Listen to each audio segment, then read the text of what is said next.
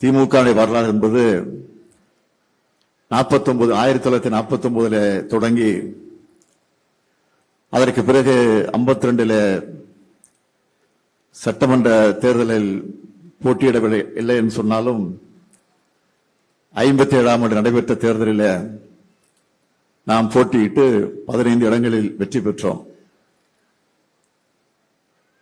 அதற்கு பிறகு 62 தேர்தல் களத்தில் ஈடுபட்டு நாம் எதிர்க்கட்சி வரிசையில் இடம் வரக்கூடிய அளவிற்கு 50 இடங்களில் அன்றைக்கு வெற்றி பெற்றோம். அதற்கு பின்னால் 67 அண்ணா தலைமையில் ஆட்சி பொறுப்பேற்றோம். அண்ணா மறைவுக்கு பிறகு கலைஞர் அவர்கள் அந்த பொறுப்பை ஏற்றுக்கொண்டு பணியாற்றினார். அதற்கு பிறகு 71 நடைபெற்ற தேர்தலில் வெற்றி பெற்றோம். 71 வெற்றி பெற்று ஆட்சி பொறுப்பிருந்த நேரத்திலே தான் இந்தியாவில நெருக்கடி நிலை அமல்படுத்தப்பட்டது. 75ஆம் ஆண்டு அந்த நெருக்கடி நிலையை நாம் எதிர்த்தோம். நெருக்கடி நிலை எதிர்த்தால் ஆட்சியை பறிபோகும் என்று தெரிந்தே எதிர்த்தோம். நாம் கவலைப்படவில்லை. கலைஞர் அவர்கள் அதை பற்றி கொஞ்சம் கூட கவலைப்படாமல் ஆட்சி நமக்கு முக்கியமல்ல, ஜனநாயகம் தான் நமக்கு முக்கியம் என்று கருதி அந்த நெருக்கடி நிலையை எதிர்த்து சென்னை கடற்கரையில லட்சக்கணக்கான மக்களை ஒன்று திரட்டி தீர்மானம் போட்டு அன்றைக்கு நிறைவேற்றினார்கள். நெருக்கடி நிலையை ரத்து செய்யுங்கள், கைது செய்து சிறையில் வைத்திருக்கக்கூடிய தலைவர்களை எல்லாம் உடனடியாக விடுதலை செய்யுங்கள் என்ற தீர்மானம் போட்டோம். அந்த தீர்மானம் போட்ட காரணத்தால் 76ஆம் ஆண்டு நம்முடைய ஆட்சி கலைக்கப்பட்டது. அதற்கு பிறகு 13 ஆண்டு காலம் நாம் ஆட்சி பொறுப்புக்கு வர முடியல. அதற்கு பிறகு 96 நாம் ஆட்சிக்கு வந்தோம். அதற்கு பிறகு 2006ஆம் ஆண்டு ஆட்சிக்கு 2001 தேர்தலில் தோற்றோம். 2006 ஆட்சிக்கு வந்தோம். 2011 தோற்றோம். அதற்கு பிறகு 2021 ஆட்சிக்கு வந்தோம். இப்படி எதற்காக நான் சொல்லுகிறேன் சொன்னால், வெற்றி தோல்வி என்பது நம்மை பொறுத்தவரையில் மாறி மாறி வரும். அதற்காக வெற்றியை கண்டு நாம் என்றைக்கு வெறி கொண்டு அலைந்து கொண்டிருப்பதில்லை. தோல்வியை கண்டு என்றைக்கும் தோண்டி விடாமல் பணியாற்றக்கூடியவர் தான் திமுக என்பதை இன்றைக்கு நான் நிரூபித்துக் கொண்டிருக்கிறோம்.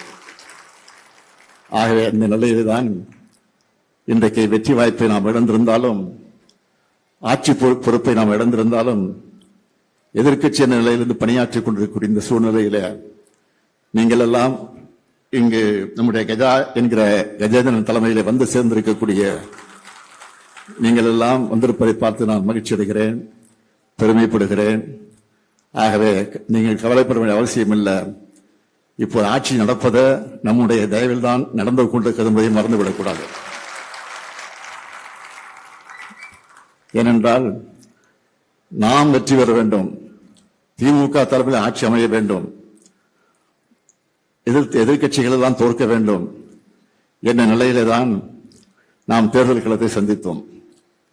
ஆக நம்முடைய கூட்டணியில் இருந்த கட்சிகளுடைய தயவோடு தான் இன்றைக்கு இந்த ஆட்சி நடந்து கொண்டிருக்கிறது.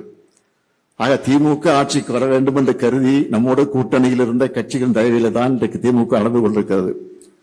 அந்த கட்சியினுடைய தலைவர்களே, அந்த கூட்டணி கட்சியில் இருக்கக்கூடிய தலைவர்கள் பல இடங்களில் குறிப்பிட்டு சொல்லி இருக்கிறார்கள்.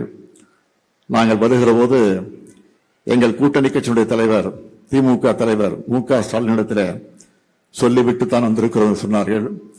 அவர்கள் சொல்லிவிட்டு சொல்லுகிற நேரத்தில் நான் சொன்னேன், நீங்கள் சொல்லுங்கள், உங்களுடைய விருப்பம், உங்களுக்கு இருக்கக்கூடிய ஜனநாயகம் நான் தடுக்க மாட்டேன். நாட்டிலே ஜனாதிபதி ஆட்சி வந்துவிடக்கூடாது, அதன் மூலமாக பிஜேபி ஆட்சி தமிழ்நாட்டிற்கு வந்துவிடக்கூடாது என்ற அடிப்படையிலே தான் அவருக்கு நான் வழி அனுப்பி வைத்தேன்.